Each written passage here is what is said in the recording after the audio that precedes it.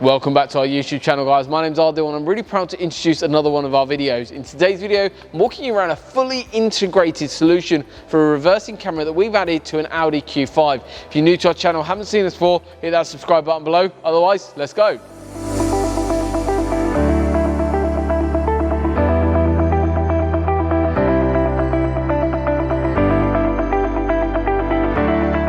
So today's video is all about the reversing camera addition that we've added to the Q5. So what basically is involved in doing this system and how it actually integrates in. In essence, you engage reverse and automatically on your factory screen, it automatically shows the reversing camera image because we've installed what's called a Pro Fit Wedge Camera at the back of the vehicle. It's a physical cable run going from a control box that we basically add into the vehicle and run all the way back to the actual back of the vehicle to this really nice discrete Pro Fit Wedge Camera. In terms of solution actually on the screen, and what you guys actually see is the camera itself at the back, 0 wires on display. As soon as you engage reverse, automatically on your factory screen you get the image. You not only get that, you get moving guidelines, you get PDC retention as well, which is really nice.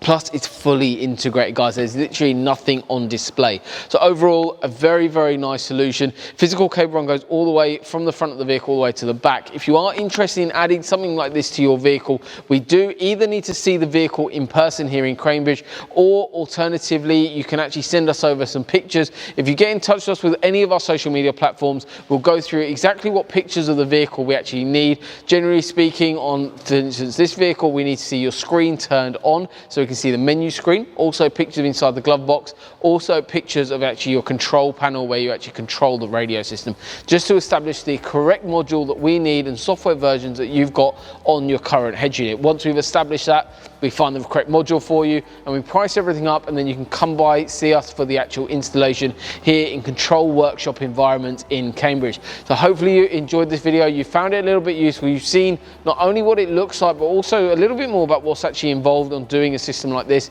Installation like this, generally speaking, we normally have the car in for between around about 4 to 6 hours or so to carry out the installation, because everything is done to the highest possible installation standards. Hopefully you've enjoyed the video. Please guys, don't forget to like, share and subscribe to the YouTube channel. But thank you very much for watching. We'll see you soon.